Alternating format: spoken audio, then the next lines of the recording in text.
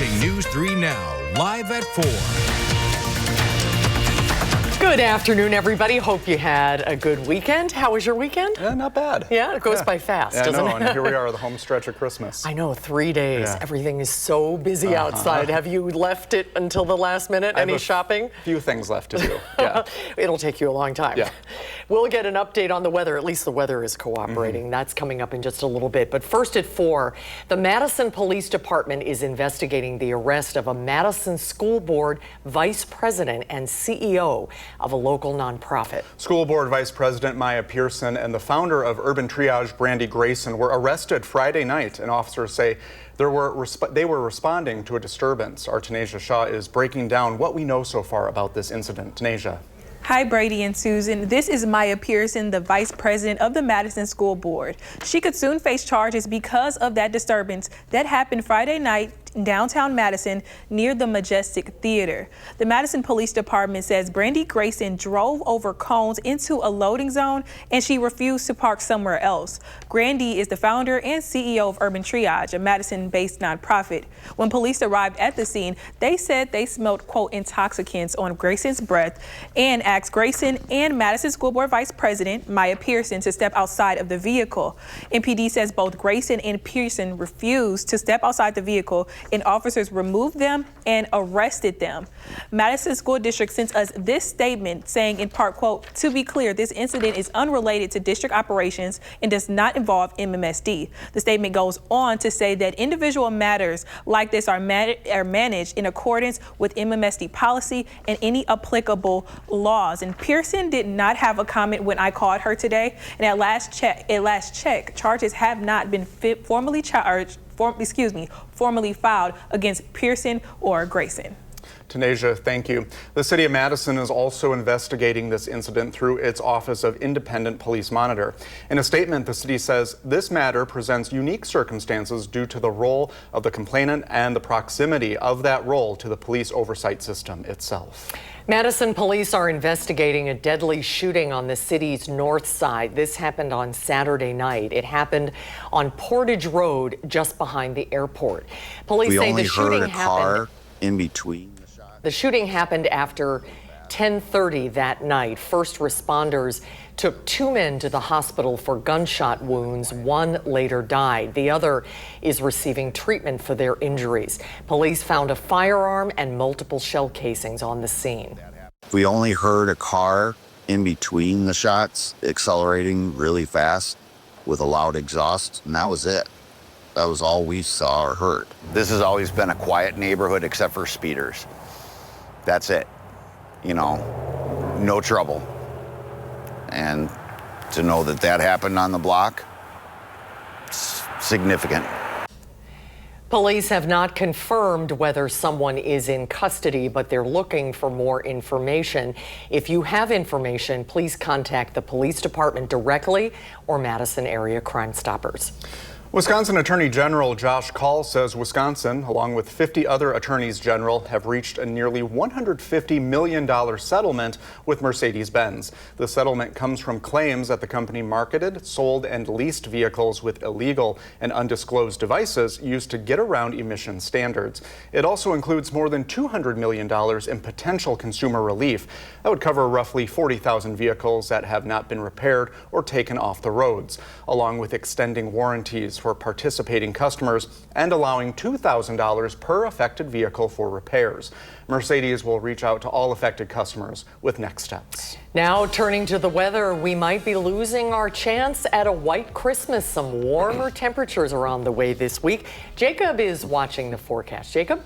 Yeah, and the warmer temperatures kind of beginning today. We had some snow earlier, but looking at the current radar, most if not all the precipitation has cleared up, although we are going to continue to see some continuous cloud cover, which may lead to just some light sprinkles. But consistent rainfall has certainly, or any consistent precipitation for that matter, has certainly come to an end. Now, as we take a look at the current temperatures, middle to upper 30s across Dane County, that's the case for just about everybody. And I mentioned today is kind of that first day of this warmer trend. Looking at the temperature change, around 10 degrees warmer than this time yesterday. Now, as we look at the overnight forecast, the temperature's not really going to fall all that much. They will be a little bit on the milder side. And like I mentioned, we'll see continuous cloud cover with lows in the lower 30s. Now, with these milder temperatures, it will lead to the potential for some foggy conditions tomorrow morning. And as we look at the visibility forecast, we are going to see that visibility drop significantly right around sunrise and continue for the morning commute. Finally beginning to clear up as we get a little bit closer to noon. Around 10 a.m. to noon is when it will clear up a lot more, but we may continue to see some more foggy conditions at other points this week as the temperatures do stay mild. Now for tomorrow, after that morning fog, it is expected to clear up a little bit with partly sunny skies by the afternoon and highs right around 40. And we could see a few days in the 40s this week. So I'll talk more about that, show you your official Christmas forecast, all coming up a little bit later. All right, Jacob, thank you. Well, winter weather means more salt on our roads and parking lots and sidewalks, and that salt builds up in our lakes and sometimes even in our drinking water. A statewide effort called Wisconsin Saltwise is working with winter maintenance crews to cut down on excess salt while still keeping people safe. Liquid can go down ahead of the storm, right? The lines on the road. Liquid can also go down during or even after an event, and it's most often it's usually the most efficient form of salt that we can put down. When we put down salt in granular form, it's really easy to over apply it, and there's a lot of bounce and scatter, so salt goes off in areas where it's not needed to do any melting. It doesn't do us any good, and it does harm to infrastructure as well as our water. Saltwise is training snowplow operators and contractors at places like the Bruce Company in Middleton on smart salting, which includes calibrating equipment and watching pavement temperatures. The Sun Prairie Historical Library and Museum Board of Directors are implementing a collecting moratorium. So that means there's a pause on accepting new donations, so the museum can focus on caring for current items and planning for the future. A recent community survey report and priority-based budget report suggests museum funding could be cut or eliminated entirely if an April operating budget referendum does not pass. Anyone considering donating should wait until after the May 13th meeting to see if they uphold the moratorium or return to accepting donations. Well, next on Live at 4, the Badger women's basketball team are on their way to one of their best seasons in 20 years. Then our senior Packers writer Jason Wilde talks about that heartbreaking overtime loss to the Bears and what that means for Packer playoff chances. Plus, it's a cool explosion to look at, but the destruction of the Black Hawk Bridge connecting Iowa and Wisconsin has a deeper meaning to the surrounding communities. And later on, we saw a lot of different weather scattered around our area this afternoon. Jacob is back with the First Warn forecast to let us know what can we expect for Christmas Eve and Christmas Day. You're watching News 3 Now, live at 4. Well, how about that game on Saturday? Despite losing quarterback Jordan Love to a helmet-to-helmet hit, the Packers battled to the end, but ultimately fell in overtime. That was a tough one. Special Teams is back in the hot seat, but head coach Matt LaFleur is not following the Rams' lead as far as coordinators go. Senior Packers writer Jason Wilde shows us from Green Bay. There is no coach in the NFL that Packers head coach Matt LaFleur is closer with than Los Angeles Rams head coach Sean McVay. And that may even include Matt LaFleur's own brother Mike, who is McVay's offensive coordinator with the Rams. But just because last week McVay did something he had never done in his 9 years as the Rams head coach, firing an assistant coach in season when he dismissed his special teams coordinator after a Thursday night loss that included a punt return for a touchdown and a missed field goal, does not mean that Matt LaFleur is going to make a change with his special teams coordinator, Rich Bisaccia. There have been errors throughout the season, a huge one on Saturday night when wide receiver Romeo Doubs muffed the onside kick, giving the Bears the chance to win that game. But Matt LaFleur is standing by Bisaccia because he believes that the better part of the special teams is still positive on balance. Well, I mean, contrary to, I get it. I mean, you're looking at 3 plays that are killer plays, and but I think if you look at the totality, I think our teams have done a pretty good job, especially when you look at our coverage units. I know we're sound in what we do, and I think guys have been competing, and you know, it's not like we're giving up huge returns and things of that nature. It's just unfortunate that there's been a couple moments where it just kind of puts a black cloud over whatever's been done. You can read more about the special teams and everything else Packers on our website, channel3000.com. And while you're there, make sure you sign up for the Packers newsletter, which delivers that coverage directly to your inbox every single day. In Green Bay at Lambeau Field, Jason Wilde, channel3000.com.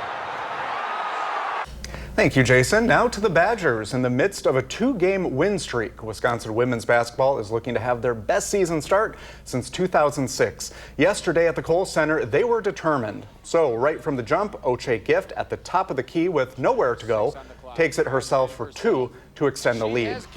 Then from the corner with nothing but space and opportunity, Kyra Daniels drains a 3, and it would be all Bucky from there. Brianna Ware led the way with 17 points, and the Badgers would go on to win 81-72 and remain undefeated at the Kohl Center this season. That was Brady Reads the Sports, everyone. Well done. Very well done. And tonight, Badger men's basketball is set to take on the Central Michigan Chippewas. The game starts at 7 o'clock tonight in Madison. It airs live on Big Ten Network, or you can listen on the Badger Radio Network. Look at us, sports reporters. Yes. Good job. Well, the weather outside is cloudy, but not too cold today. First Warn meteorologist Jacob Montesano is here with what the temperatures will be like this week. Jacob? Thanks, Brady. And basically what we saw today will be kind of similar to the rest of the week. Pretty cloudy, but temperatures will be on the milder side. Now, we do have a few small chances of light rain, specifically on Christmas Eve, but there's really no snowfall in the forecast. Maybe some light snow at times, but certainly not expecting any accumulation, and that's for now going all the way through the beginning of next year. Now, as we take a look at the current radar, all of the consistent snow and precipitation we saw earlier has cleared out. Still might see some sprinkles throughout the night. We also will see clear skies at some points tonight before more clouds move back in for Tuesday morning with some foggy conditions to start Tuesday. But then we'll see partly sunny skies for Tuesday afternoon, and then more clouds are expected to develop for Christmas Eve, where there will be a little bit of a better chance of some rain, and it mostly will be in the form of rain as temperatures will be above freezing. Maybe some freezing drizzle, but we're not expecting any snow, and the rain that does fall will be very, very light. And then we're going to have kind of a similar forecast for Christmas, but ever so slightly less of a chance of rain. And even the chance of rain on Christmas Eve will be pretty light. So looking at the temperatures for tomorrow, a little bit milder than today, but still pretty close. We'll see highs around 40 with those partly sunny skies in the afternoon. Looking at Christmas Eve, very similar high temperatures. Better chance of rain, though, as it will be, especially in the afternoon, and we'll see that consistent cloud cover. Now, as we look a little bit forward towards Christmas, here's a look at the averages for Christmas, or at least the average high is 28, but we've been as warm as 56, and the coldest high was at -5. We're not going to be anywhere close to the coldest high, and we're certainly going to be colder than the warmest high, but we will be above that average high of 28. Now, it snows about 24% of all Christmases, but a white Christmas happens about 66% of the time, which is when there's at least 1 inch of snow on the ground at 7 a.m.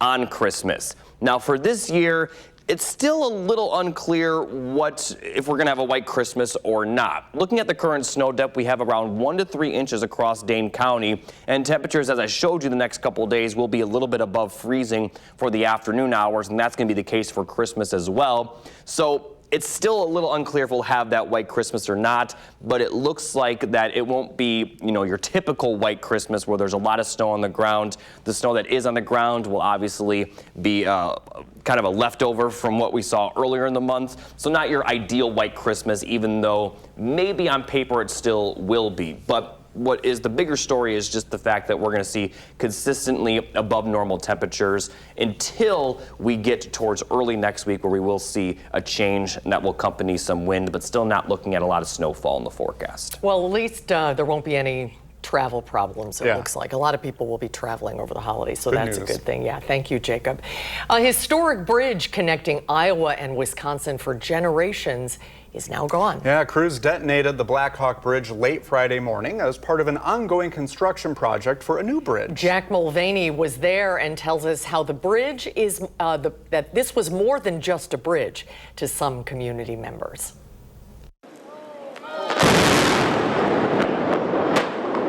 Just before 11:15, decades of history came down in a matter of seconds. The original Black Hawk Bridge connecting Lansing, Iowa to Crawford County, Wisconsin was intentionally demolished as crews make way for a brand new crossing over the Mississippi River. Well, it was just an iconic, it was our brand. The implosion was originally scheduled earlier in the day, but cold temperatures forced crews to delay the blast several times before conditions were right. And for many in attendance, this wasn't just a quick stop on a cold morning. It was a moment they didn't want to miss. Since 7:30 this morning, we wanted to get a good spot, which we sure did, but I just wanted to see this bridge blow it up. And I never seen such precision work in my life. It was phenomenal. The bridge served the region for more than 90 years, an artery connecting two communities that have long been closely intertwined. It was a unique bridge crossing the Mississippi River, and it was a unique construction. I had been going across it for 40 years. Many locals say it also signals a long-awaited step forward. I think it's a transition from one era to the next. And maybe 5 years ago, I wrote an editorial wanting to keep the old bridge, but I was dead wrong.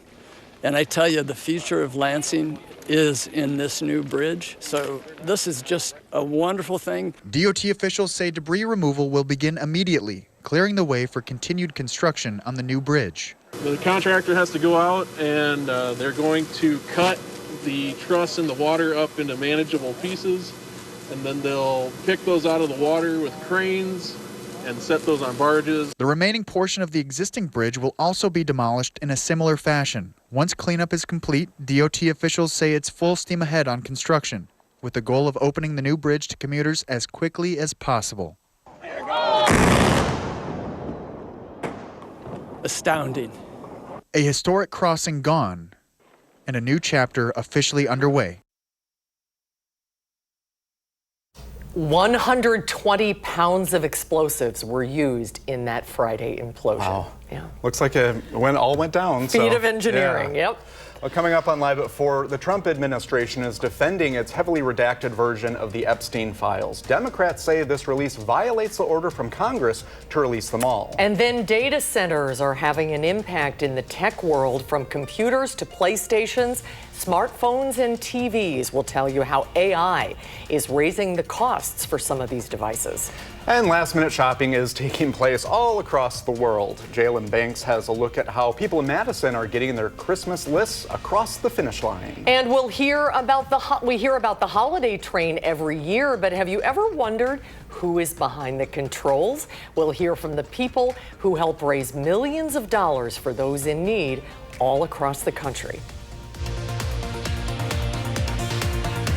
The numbers on Wall Street today, green across the board. The Dow is up 227 points. The Nasdaq is up 121. The S&P 500 picked up 43. Well, more files related to Jeffrey Epstein are expected to be made public today. The Department of Justice says it has hundreds of thousands of more pages coming, but heavy redactions and a slow release has drawn outrage from lawmakers and survivors. Christian Benavides is outside President Trump's Mar-a-Lago estate, where Epstein was once a member, with the latest.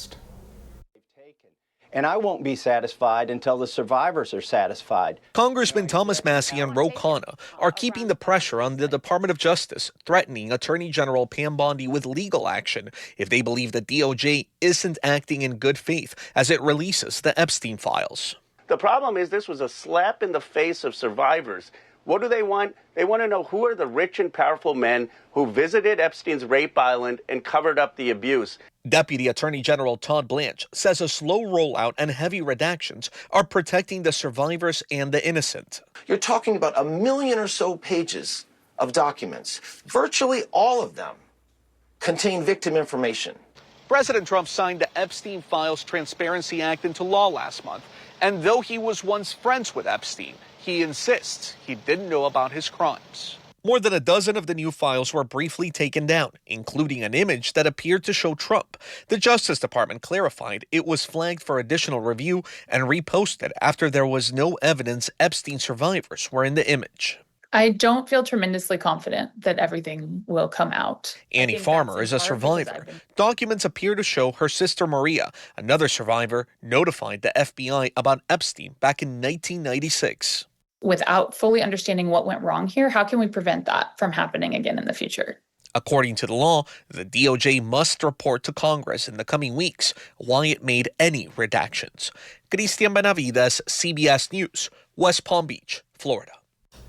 In a statement, Annie and Maria Farmer and 17 other survivors called on the DOJ to uphold the law, saying that this partial release has hindered their search for accountability.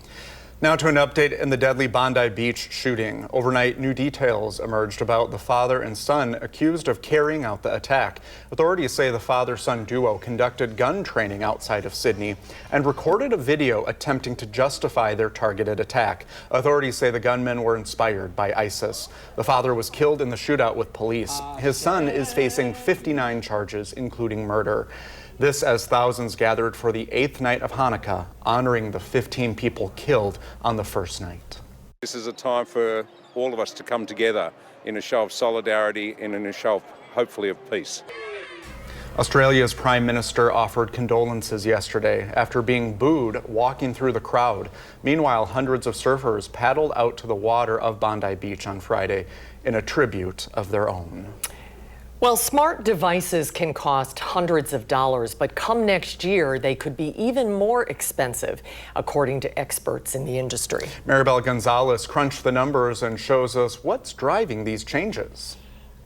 A shift in technology could soon push up prices for your on-the-go gadgets, including some smartphones. In a new report, the International Data Corporation, a global market research firm, found the smartphone market could see a 0.9% decline in growth next year, in part because of memory shortages, while at the same time, an increase in price for some lower-cost smartphones. What makes this different than past disruptions to the memory market, which have usually been caused by natural disasters? This is quite different because this is about a shift in technology. Memory prices are rising for many consumer products in part because major manufacturers are ramping up production for AI data centers to keep up with the industry's boom. A report from McKinsey & Company indicates that global investment in data center infrastructure could reach nearly $7 trillion by 2030. They're all switching focus towards AI because there's a big revenue opportunity for them.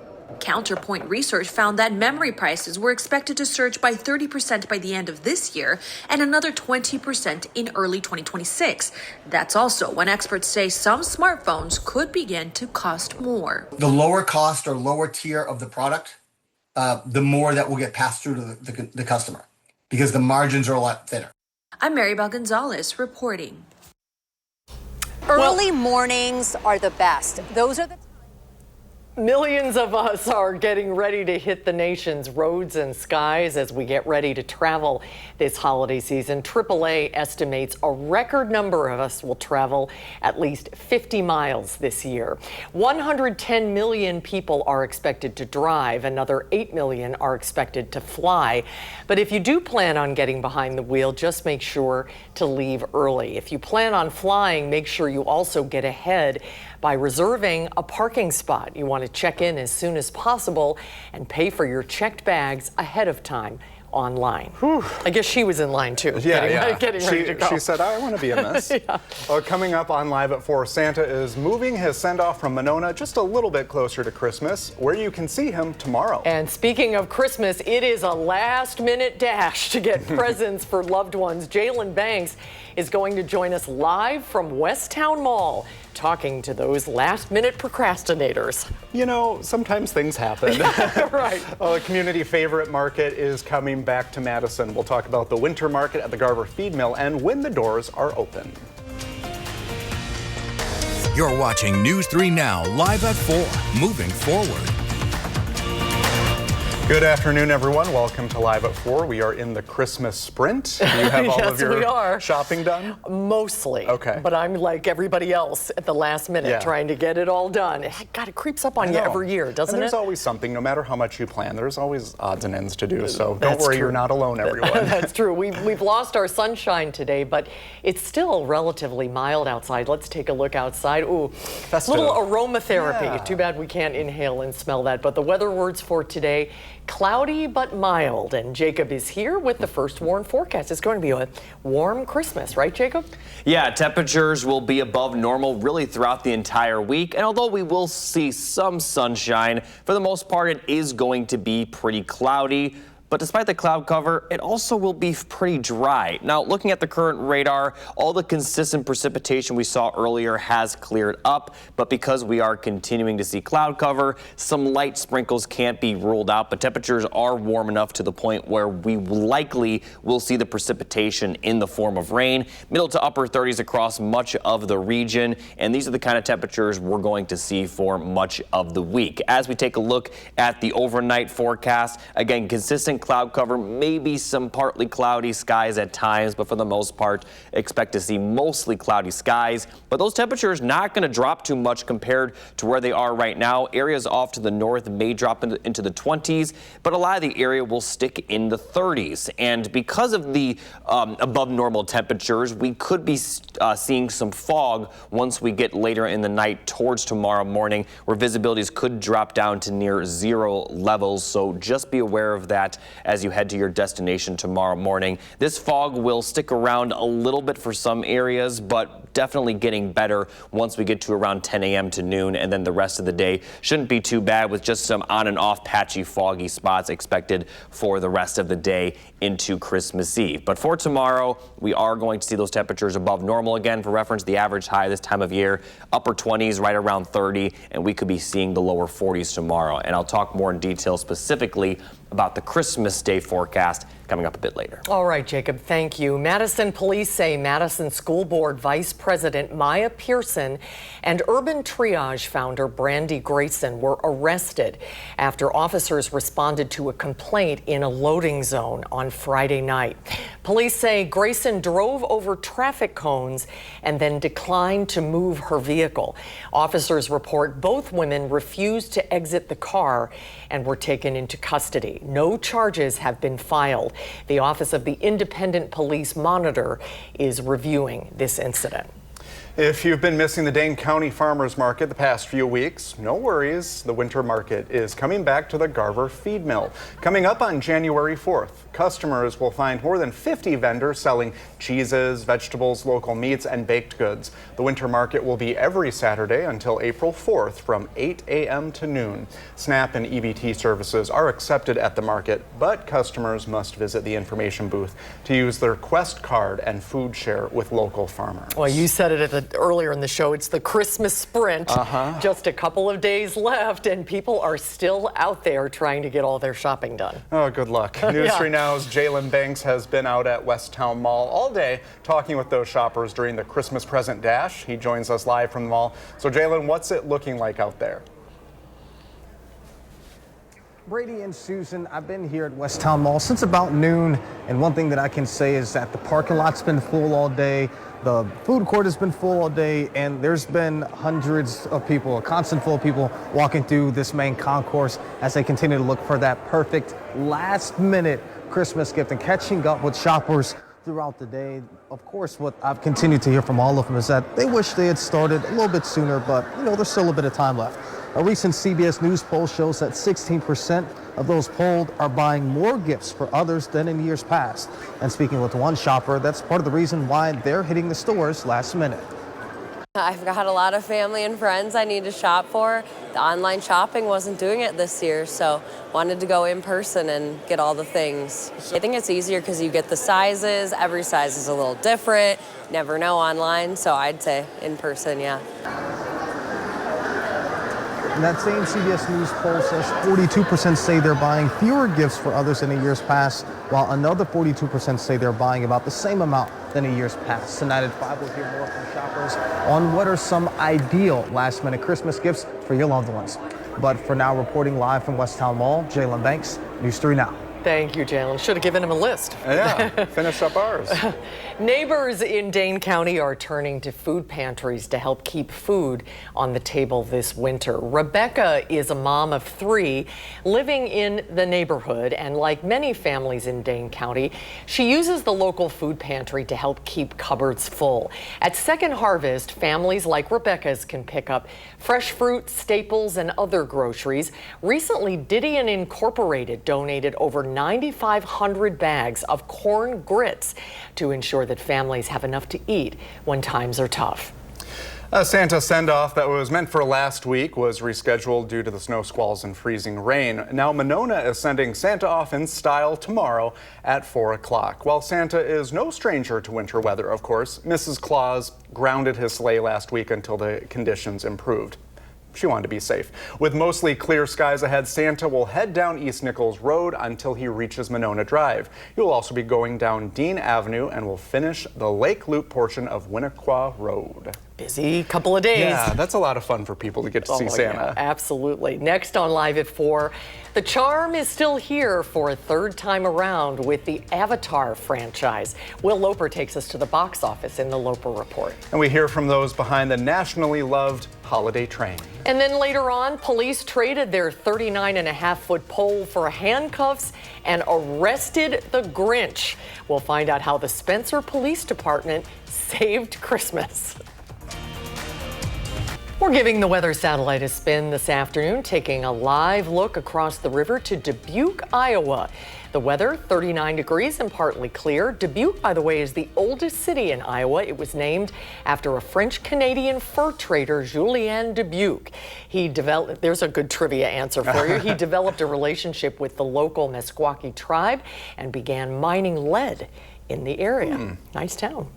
Well, all aboard a holiday classic. It all began 27 years ago when the Canadian Pacific Railway decked out its first holiday train. And now merged with Kansas City Southern, CPKC is delivering festive fun all across North America. CBS's Lana Zach climbed aboard when the train made its stop in Milwaukee. In a blaze of lights, the CPKC holiday train rolls into town, transforming this stretch of track into a holiday festival. It's really joyful. Everyone's having fun. The decorated train attracts crowds despite the cold. It's made up of a locomotive and 13 rail cars, including one that reveals a stage. I don't care who made it all. On this night, the singer, Pinkbeard, and the band American Authors got the crowd jumping in 4 different Wisconsin communities. We were fortunate enough to be part of the CPKC holiday train last year, which was a blast. I was literally texting them, just begging to get back on. I'm like, please, we want to live on the Polar Express one more year. Come on. At a Milwaukee train yard earlier in the day, we joined the journey. Welcome to the holiday train. Train master Peter Boyle welcomed us on board, walking us through some of the train's historic cars. So it's 98 years old. Exactly. Best part of my job is when we roll into a little town and you've got thousands of people waving and kids are super excited to see the train. CPKC operates 2 holiday trains on the legacy lines of the Canadian Pacific and Kansas City Southern Railways. They visited 13 U.S. states and 6 Canadian provinces, making nearly 200 stops over the past month. We are Along those routes, CPKC collects food and raises money for local food banks. $26 million and lots of food. So over the last 27 years, we've raised $26 million and over 5 million pounds of food. Thank you so much. The mayor of Oconomowoc, Wisconsin, Robert Magnus, accepted a $4,500 check for his city. There are people that go hungry, and if we can make sure they have more security, it can make a huge impact. Meals, music, and joy delivered. It is such a special holiday tradition. Let's head over to the Weather Center now. Jacob is watching the weather almost all the way through the new year for us. Yeah, if you could believe it, the beginning of 2026 is at the very end of the 10-day forecast. And as we take a look at what the three things you need to know are, we're going to see some light rain chances this week with in general, above average temperatures for Christmas. And although it will cool down a little bit for the end of the year, beginning of next year, we're still not really seeing any big snows in the forecast. And even light snowfall accumulation is very unlikely over the next 10 days. Looking at the current radar, not really seeing anything, although because we're seeing consistent cloud cover, some sprinkles may be possible. That's going to be the case overnight. Nothing consistent, and at points we could see some clear skies for some areas before more consistent cloud cover moves back into the area for Tuesday morning. Not expecting any precipitation, but we could see some foggy conditions. Then we'll see some partly sunny skies, especially for areas to the north tomorrow afternoon. Once again, more cloud cover is expected to move back into the area for Christmas Eve. And then for Christmas Eve, there is a little bit of a better chance of some precipitation, mostly in the form of rain, but some freezing rain could be possible. The chance of snow, though, is pretty low, and even the chance of rain will be pretty light, but we'll continue to see cloudy skies as we head into Christmas. Not seeing as great of a chance for precipitation on Christmas, but still could see some light precip, maybe in the form of some light snow, maybe in the form of light rain, but this is not expected to be too impactful at all to travel. In fact, a lot of the area probably won't even see any precipitation at all. So overall, that's certainly some good news considering a lot of people will have travel plans this week. Looking at the temperature forecast tonight, not going to drop too much, lows in the lower 30s, then highs near 40 tomorrow with a little bit more sunshine. And tomorrow will feature the most sunshine over the next couple of days because once we get to Christmas Eve and Christmas, we are going to be seeing those the cloudy skies kind of dominate the forecast. So highs near 40 for Christmas Eve, and then for Christmas itself, also going to see highs near 40. Both days will feature a small chance of some light rain, a better chance for Christmas Eve, but in general, both days going to feature mostly cloudy skies with not a ton of precipitation. And as we get towards the end of the week, we are going to see similar conditions until we see the temperatures drop Saturday into Sunday, bringing in some windy conditions and cooling the temperatures off for much of next week with highs in the 20s. So still not as cold as what we've seen earlier in December, but certainly colder than what we'll see this week. Thanks, Jacob. When we come back, the Na'vi took the lead in the box office once again. Will Loper shows us Avatar's latest debut in the Loper Report.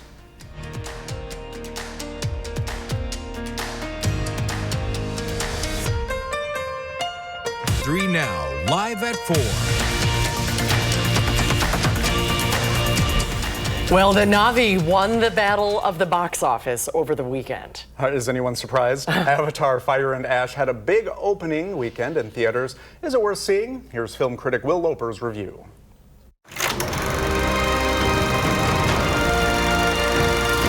Hey, Susan and Brady. Avatar Fire and Ash had a spectacular opening weekend, making $88 million domestically and $345 million globally. This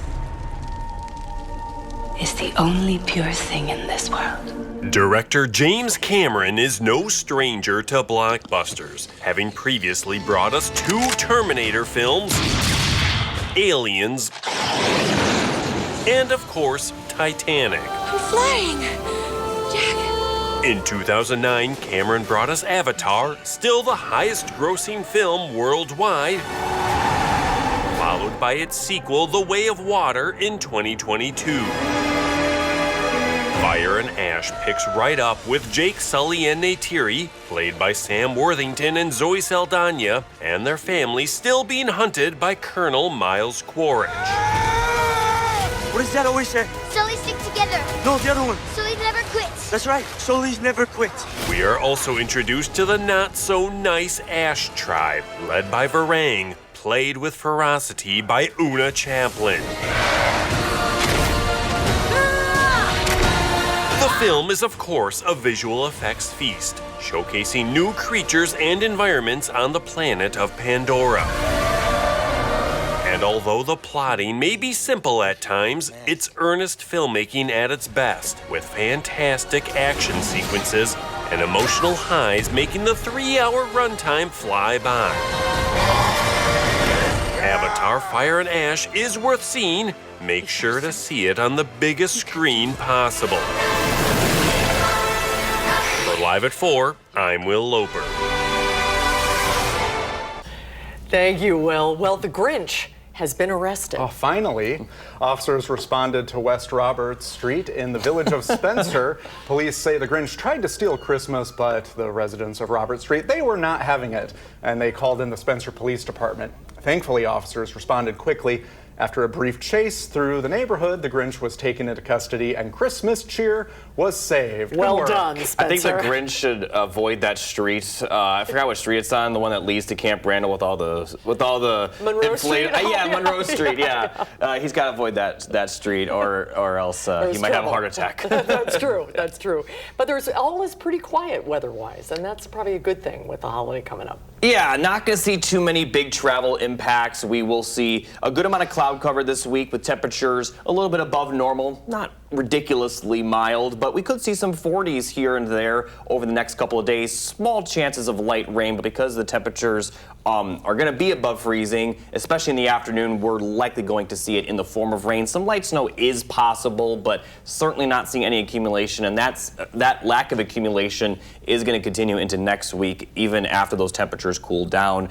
We will see some colder temperatures for the New Year's, but as you can see, right now we're not expecting anything nearly as cold as some of those days earlier in the month. All right, thank you, Jacob. We'll be right back. Coming up at 5, we hear from Wisconsin Superintendent of the Department of Public Instruction and her defense of the department. And flu activity is picking up across the nation right before Christmas, why it's not too late to get the flu shot, and how to navigate holiday gatherings if you're feeling sick. Thanks for joining us on Live at 4. We hope to see you back here tomorrow. You can always find us streaming 24/7 on Channel 3000+. News 3 Now at 5 starts now.